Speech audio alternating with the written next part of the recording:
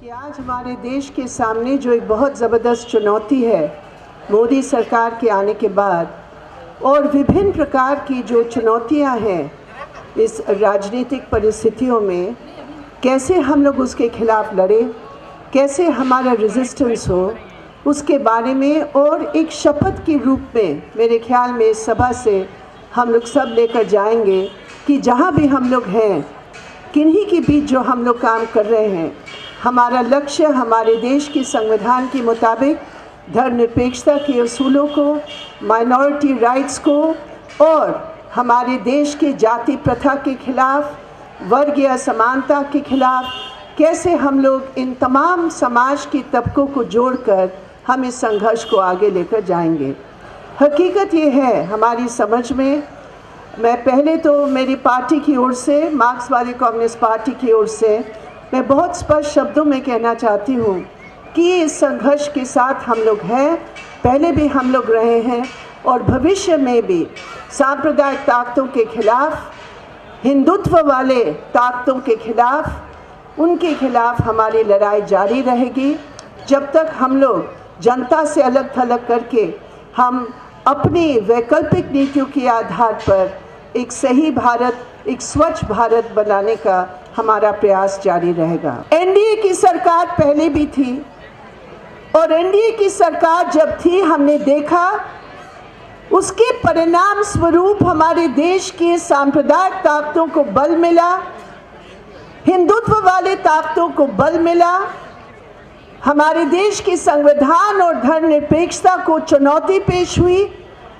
और देश की जनता ने मुकाबला करके उनको सत्ता से हटाया। ये भी हमारे राजनीतिक इतिहास का एक पहलू रहा कि पहले तो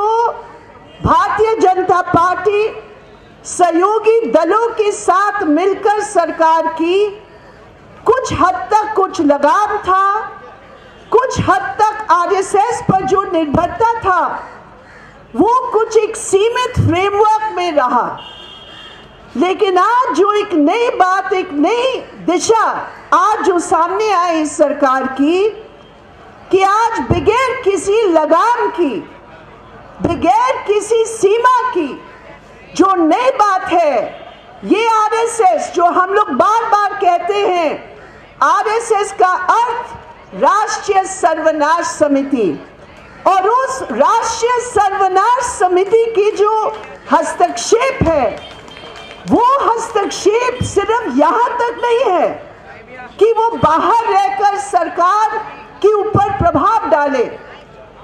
पहली बार हिंदुस्तान में आरएसएस का प्रचारक प्रधानमंत्री बना है। पहली बार हिंदुस्तान में आरएसएस से सीधे सीधे संपर्क रखने वाले जो प्रचारक थे, जो आरएसएस की संविधान और नियम को देश की संविधान और नियम से ऊपर मानते हैं, आज उनका सीधा सीधा सत्ता में प्रवेश हो चुका है। आज हम कह सकते हैं कि आरएसएस का जो जत्था है वो जत्था गलियारों में केवल नहीं है, आज वो जत्था हमारी सत्ता की केंद्र में आया है। और इसलिए ये सरकार, जो हम मोदी सरकार इसको कहते हैं, ये सरकार केवल मोदी सरकार नहीं, ये सरकार मोदी आरएसएस की सरकार है। और खुलेआम रूप पर पहली बार यही पार्टी थी, जब यूपीए की सरकार थी, यही पार्टी थी जो गैर संवैधानिक काउंसिलों की चर्चा करके आलोचना करते थे, और आज यही सरकार है जो ऐसे 6 समूह बना चुके हैं, जो 6 मुख्य मंत्रालय है, शिक्षा मंत्रालय, संस्कृति मंत्रालय, ये तमाम मंत्रालयों में आरएसएस की समूह बन चुकी है, जो सीधा सीधा उस मंत्रालय के साथ संपर्क करके, संबंध रख के, उन्हीं की राय के आधार पर वो चलता है। अगर आज हमारी शिक्षा के क्षेत्र पर, अगर आज हर संस्था में चाहे साइंस कांग्रेस हो, चाहे हिस्ट्री कांग्रेस हो, चाहे शिमला का एकेडमी हो, जो बहुत प्रतिष्ठित ऑटोनोमस काउंसिल से आज इस आरएसएस के समूह के चलते स्मृति ईरानी जो एचआरडी मंत्री हैं, उन्होंने उनकी सलाह पर तमाम आरएसएस के लोगों को उसमें भर्ती कर लिया है, जिनकी एकेडमिक्स में कुछ लेना देना नहीं है। इसलिए जो पहली बात और पहलू है कि ये सरकार आरएसएस और मोदी सरकार है, और इसलिए हम ये कह सकते हैं ये सरकार इस संविधान को, सरकार ही खुद इस संविधान को चुनौती दे रही है, क्योंकि आरएसएस के नाम पर लोगों ने वोट नहीं दिया, लेकिन आज गैर संवैधानिक एक संगठन को सत्ता की केंद्र में लाकर ये मोदी सरकार का पहला अपराध है इस देश की जनता के खिलाफ। कि आज हमारे देश की जो माइनॉरिटीज है, आप सोचो पिछले 6 महीने में 7 प्रदेशों में चर्चेस के खिलाफ हमला हुआ। पिछले 6 महीने में हर सवाल पर माइनॉरिटीज पर हमला हुआ। आज वो लोग गौ हत्या के खिलाफ उसके नाम पर वो इस प्रकार के कानून ला रहे हैं। महाराष्ट्र में पारित कर लिया, अभी हरियाणा में पारित करने जा रहे हैं, जिसमें लोगों की खाने की जो अधिकार है, मैं क्या खा सकता हूँ, मैं क्या पसंद कर सकता हूँ, उसके बारे में भी कानून की दायरा में लेकर वो पाबंदी लगा रहे हैं। मैं कहती हूँ हमारे देश में अलग अलग कानून है, 24 प्रदेशों में कानून है गौ हत्या के खिलाफ, लेकिन जो नया कानून बनाया है ये तमाम प्रदेशों में फिट फॉर स्लॉटर, जो बैल है, जो बुलक है, जो बफलो है, अभी तो बफलो पर कहीं उस प्रकार की पाबंदी नहीं थी कि कभी भी स्लॉटर नहीं कर सकते हैं। कुछ शर्तें थे, 10 साल की उम्र की, 12 साल की उम्र की, 15 साल की उम्र की। सुप्रीम कोर्ट का भी इस प्रकार का एक आदेश है कि उम्र की लिहाज से, और सुप्रीम कोर्ट ने कहा इसकी इकोनॉमिक भी इसका एक पहलू है। जो किसान बैल को रखता है या बुलक को रखता है, ये गाय को पालता है, उसके बाद जब दूध देने का वक्त खत्म हो जाता है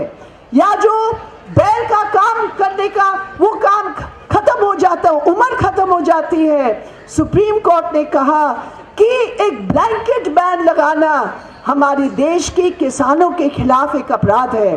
क्योंकि किसानों के लिए जो खर्चा होता है वो किसान उसको बर्दाश्त नहीं कर सकता। इसलिए आज जो भी हमारे देश के कानून है इसके संबंध में फिट फॉर स्लॉटर बोलकर एक शब्द जोड़ा हुआ है, लेकिन आज महाराष्ट्र में यहाँ तक बताया है कि टिन में भी अगर कहीं और से भी आप अगर मंगवा के रखते हो और फ्रिज में रखते हो तो मेरे प्रिय साथियों उस पर भी आपको पकड़ के जेल में लेकर जा सकते हैं। और ये केवल माइनॉरिटी का सवाल नहीं है, हमारे देश की जो फूड हैबिट्स है वो हर प्रदेश की अलग है। दलितों के बीच ये एक आम बात है।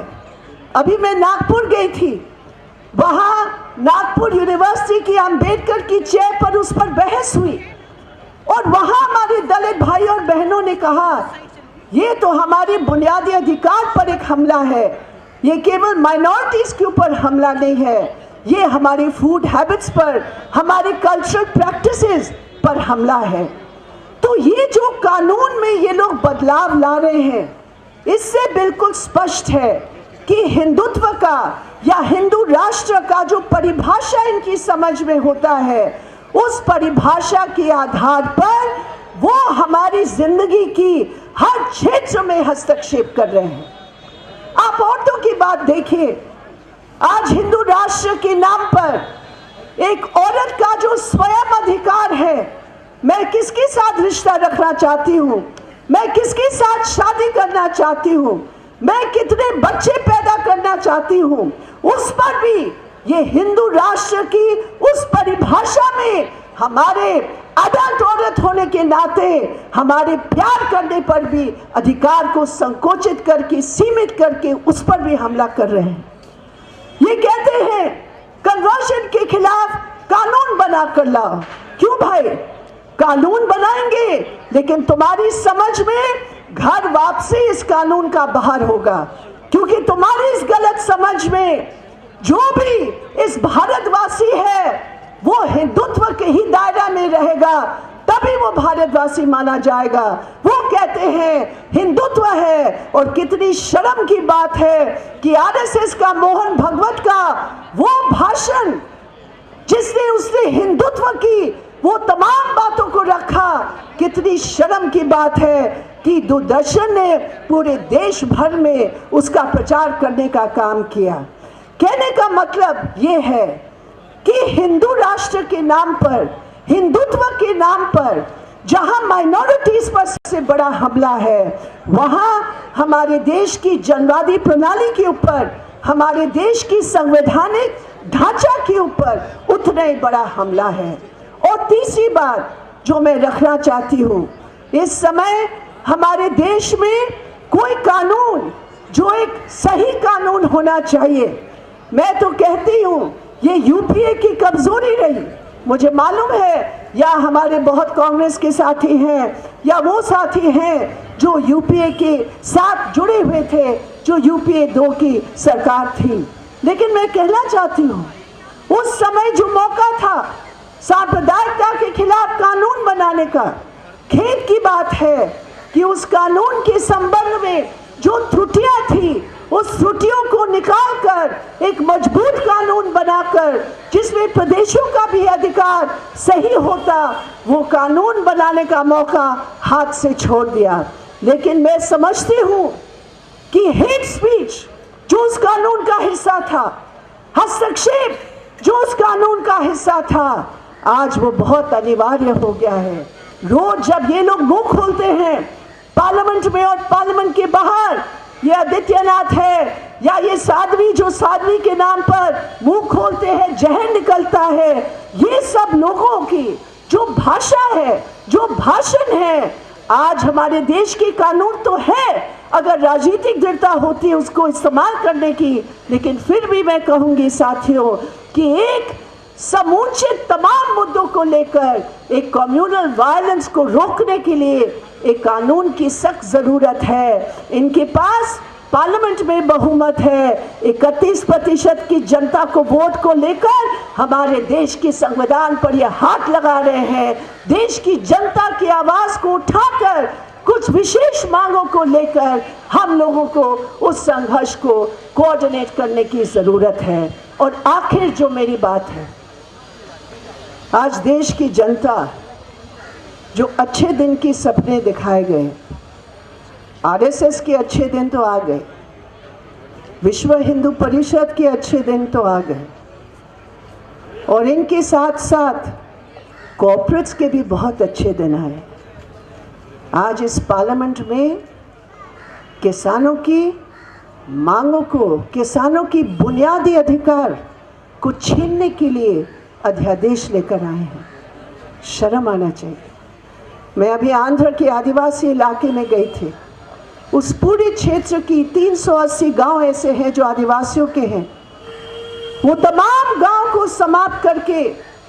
ये डेवलपमेंट की परिभाषा इस्तेमाल करके आदिवासियों के अधिकार, दलितों के अधिकार, किसानों के अधिकार को छीनने का प्रयास कर रहे हैं। मैं खुश हूँ और मुबारकबाद देती हूँ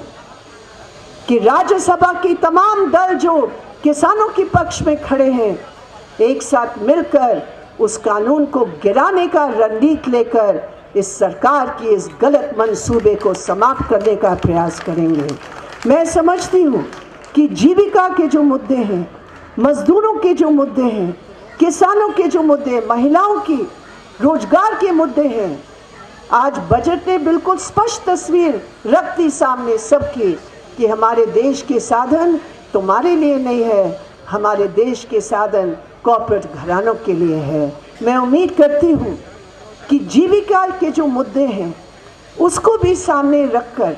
हम लोग जनता की जीविका की बचाव के साथ इस सांप्रदायिक हमला के खिलाफ आवाज़ उठाकर हमारा संघर्ष को हम व्यापक बनाए हैं। अलग अलग पॉलिटिकल पार्टीज़ हैं, अलग अलग जन संगठन हैं, अलग अलग NGOs हैं, अलग अलग इंडिविजुअल्स हैं, बुद्धिजीवी हैं। सबके दिल में ये चिंता है हिंदुस्तान के लिए, भारत को बचाने के लिए। और इसलिए जहां हम लोग हैं, हर वक्त संयुक्त मंच पर हम नहीं आ पाएंगे, लेकिन निश्चित रूप पर जहां हम हैं, जो भी हमारा काम है, हम लोग जीविका के मुद्दे, नीतियों के खिलाफ संघर्ष, जनता के संघर्ष के साथ RSS की